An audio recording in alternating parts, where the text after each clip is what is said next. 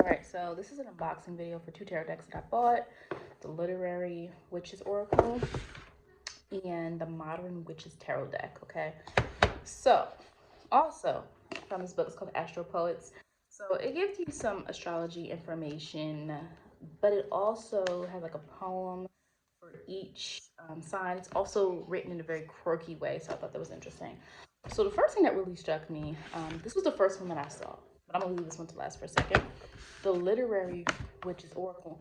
Now I'm really not sure I'm gonna use this. This might be something I buy more as an artifact, but the teacher in me and the reading buff in me had to get this. All right, and so look at the back. First, Zora Neale Hurston, an example of her, and then they have, and some of the cards are symbols. So some of the cards are female, authors imagined as witches, and some of the cards are symbols. Okay, and so before I go into that, I'm just going to read a little bit about, how to use the deck. So it's 70 cards. It's an oracle deck. It's not a tarot deck. A tarot deck would have 78 cards. So basically, the cards of the female writers serve as kind of like the major arcana. The cards like the apple or the glove or the symbolism kind of serve more as like a minor arcana. And so it says, I'm just going to skip to some points I think are interesting. So it says, just as the book honors the conjuring powers of women authors throughout time, the Literary Witches Oracle is an invitation to access and nourish your own inner witch and wise being who knows exactly what is going on and what to do, using the 30 author portraits from the book The Witches, as well as 40 new paintings inspired by the book's imagery. Okay, so they're using this as the imagery of the authors, which I think is pretty interesting. It reimagines them as witches and then uses symbolism from the books or from popular books as well to kind of use as like also guidance when you're doing the tarot decks. I'm gonna show you some of them. So you can see some of these are the symbols, okay? But now I'm gonna show you some of the witches, right? Some of the authors imagined as witches. I'm not saying they all are. So like Virginia Woolf, Gertrude Stein. You can see each card, they have a something assigned to them based on the type of literature that they wrote. That's Lee Silko, Sappho. Let's see what else we have. There's some that really stood out to me. So let's see.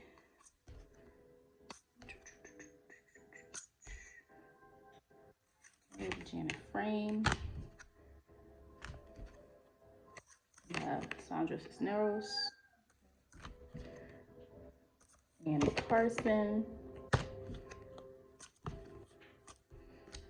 We have Eileen Chang. So there are a host of different female writers, right? I really do look for decks. We have Emily Braun. I really do look for decks that I feel, wait. Let me find them because there were some that that really resonated with me. I'm trying to find them. That show diversity, right? And like that's one thing when I buy a deck that I look for nowadays. Now, not all the time, because sometimes I just like the imagery on something, but with Octavia Butler, Agatha Christie, Toni Morrison, Shirley Jackson, Zora Neale Hurston, which was one on the back, Mary Shelley. Okay, so it's just really interesting. Again, it's a different type of deck. To me, it's more like an artifact that I might have just because, of the symbolism of this deck. But at the same time, I will play around with it and see how I want to use the deck. Okay? All right, so that's that one. The next is the Modern Witch Tarot deck. Okay? So firstly, here's the back. What I really like, when I first started tarot, about, at this point it was 19 years ago, right? Because I was a teenager. When I first started, I basically would, just lipstick on my hand, whatever. When I started, the decks did not look like this. They didn't have little cute boxes. It was like it was a box. It might have like a nice image, but it was a box. That was it. And yes, it came with a book, but like, look at how cute these packaging is nowadays, right? So this is the packaging for it. This is, if I can get it out, because I had it out the other day. I'm gonna get the rest of the cards out. That's what I can do. That's what I can do. All Then I can get the book out. All right, this is the book, instructional guide. Okay. So it gives you a breakdown. If you're not familiar with tarot, it tells you about the major arcana, what it's, what it represents, and the minor arcana. It does talk about the modern witchcraft is a very inclusive deck, so it takes into consideration. So what I like about this deck, so it is very diverse. Okay, and again, some of my decks have just, you know, some decks that I have are, especially my very early ones are very Eurocentric. And so the more I got into tarot, I started to find decks that I have some decks that are just, black people, right? Because that's what I am. So sometimes when I'm doing certain types of readings, I want to feel more in tune with that. Then I have some decks that are multicultural. I have some decks that have people of all different backgrounds. I like those too. And again, some decks that don't have people that look like me. Like I have a lot of different decks, and some decks are more symbols than they are people. So I do just want to put that out there. Like, it's different decks, different types of readings you might do, different, someday you might be feeling a certain thing. But I do like art. So it's not just about do all the images look like me, but I do find myself, and also when doing readings for people, it is helpful to have decks that have people like you on them. All right. Especially if if it's not common, right? All right, so just to read some of this, it says, the universe has always been a large, mysterious place. Whether water, bones, or tarot, throughout history, humans have used various forms of divination to attempt to understand the world around them. Witches like divination can be found across all cultures. They're the holders of wisdom and paranormal power, and tarot is often associated with them. So again, I think in general, a lot of people these days are taking back the negative association of the word witch, you know what I mean? And like using it to empower themselves, or using it to like share what type of work they do. And I think the more you get into any type of spiritualism, like there's so many things in religion that people accept, but they won't accept those same things in spirituality or witchcraft, or whatever people do, which I think is very ironic and hypocritical, right? There's a lot of things in religion that you can look at as a form of divination or witchcraft, but I know that, for people that are religious, the Bible speaks against divination or certain tools. But again, it depends if that's your, that's your train of thought. But I'm simply just saying that we look at things as spooky, but at the end of the day, there's a lot of things within religion that are similar to things in spirituality, in terms of altars, in terms of, spells and prayers. Like, what's really the difference? You know what I mean? When you really get to the root of it. All right, and let me just read a little bit more about this, and I'll show you the card. It says, modern witchcraft has been, in many ways, become a refuge for the disenfranchised. Okay. Let's see, it says tarot is a way to explore oneself as much as the world. For many people of color, LGBTQ plus people, and femme folks, it can be a way of retaking power. It can be a way of connecting with a part of themselves they didn't even know. So again, this deck is really about inclusivity. Okay, so those interested in that, I'm gonna check it out. First of all, what I really like about this deck, if you look at it, it's very traditional yet modern. And what I mean by that is that it looks very similar. If you look at even like the font and the structure of the tarot card of like the Rider-Waite deck, or some of those modern traditional decks, meaning like the ones that were popular in like the 70s and 80s and things like that. The ones that a lot of people learned on, those very basic ones. Okay, I just want to show you some of them. So Six of Wands. Okay, we have the Five of Wands, Nine of Swords, and you can see the traditional meaning of the card, right? Nine of Swords, Nightmare. You see the traditional meaning of the card in there. The Tower. This looks like most Tower cards, the destruction, the breakdown of something. The Ace of Cups. We see the cup in the hand. That is very common. We have the Knight of Wands. Okay. So again, what I'm talking about with this deck is very inclusive. It's also, in some cases, it's very androgynous.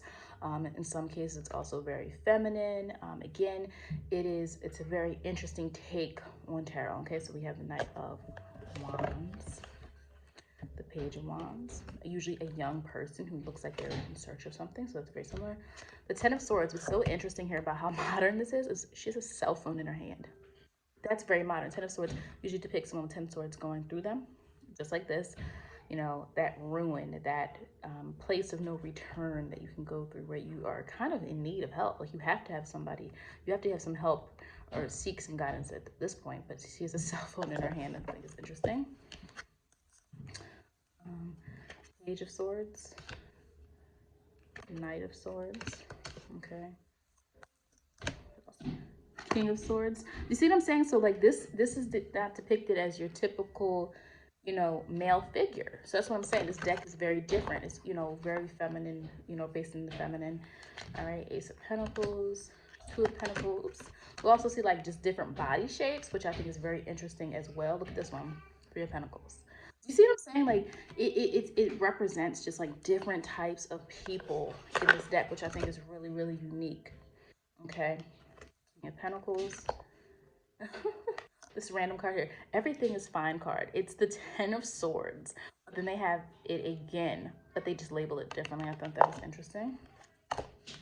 The Sun, because that is associated with Leo. And so you see a child here. Leo associated with children and things that are fun, things that are lighthearted, radiance, seeing the surface, right? Things shining. So it definitely takes like the typical the Moon card here.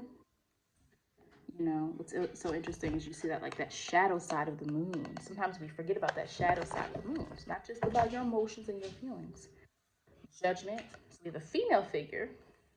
I really want to see the Hierophant card. Like, what would that be? The World. So again, this is very the Hanged. Just different perceptions and different types of female figures in particular in this deck. Justice, Fortune. Again, the Strength card, okay. Four of Wands. Ace of Wands, again, that looks very similar. This is a very Four of Swords, Seclusion. Again, I'm really trying to find that Hierophant card. We have the Six of Pentacles. So again, it is very similar. I'm sorry, Seven of Pentacles, my fault. The Six of Pentacles, which deals with generosity and giving. You see that someone is giving someone something. The Five of Pentacles always depicts two people that are going through some type of tough time. In this particular deck, they, you know, use the weather to indicate that tough time. Usually it has to do with some type of anxiety around money. Four of Pentacles, why is she holding this? Because the Four of Pentacles deals with keeping things close to you. Eight of Pentacles, developing your skills. So yes, this is very, you know, Knight of Pentacles, Queen of Pentacles. So it's great. Like, I just think this is a very empowering deck for people that are, you know, if you're a woman, or if you just like, you want a new deck. You don't have to be a woman to like this deck. It's just like different types of women. You know, it just really shows a lot of like inclusivity and just like the you know, your expression, gender expression. Seven of Swords. You know, this is very also they're very glossy. Okay, cards are very glossy. Look at the Chariot. Like, she's right. You've never seen a Chariot card like this before.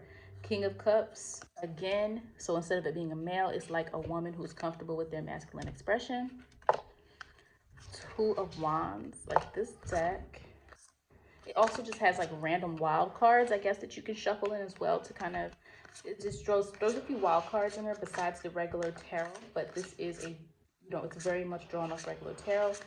And this, the Hierophant is a woman. All right, this is very, you know, this is female empowerment. Okay, these decks are very feminine. And the interesting thing is, like, a lot of things in general have always been a lot. I mean, I think this is empowering because there's been a lot of masculine perception in some of these, right? And that power is only from a male. And so seeing the Hierophant as a female is a different, it's just a different way of looking at things. Again, I have other decks that are going to show the Hierophant as a man. It just gives you a different option. I think it's cool. Yeah, Queen of Wands. I think I showed that one. Maybe not. Yeah, and so it's just really the Six of Cups, memory, joy. You know, it's a great way, a really great way of, you know, still keeping traditional elements of tarot, but also making it very modern and speaking to the different identities and the different, you know, expressions that the feminine form can take. So I really like this deck. I can't wait to start using this deck. I think a lot of people resonate with this deck in general. The other deck, again, I love it, but I also, I don't know yet how to quite use it. It's a very different type of, you know, energy, you know, because it's like, it's not the same as like a regular deck, oracle deck. It just has historical figures, I mean, not historical, literary figures on there. So again, I don't know if it's more of an artifact I want to keep or something I actually want to use. So that is it for this tarot review for these two decks. I definitely recommend them, but especially if you're doing everyday tarot or doing readings for yourself for everyday issues, I definitely, if you just feel like a lot of decks don't really speak to you, or you want to have a deck that is more kind of like paying homage to the different type of you know, ways that feminine people can kind of like express themselves, and this deck is great to use.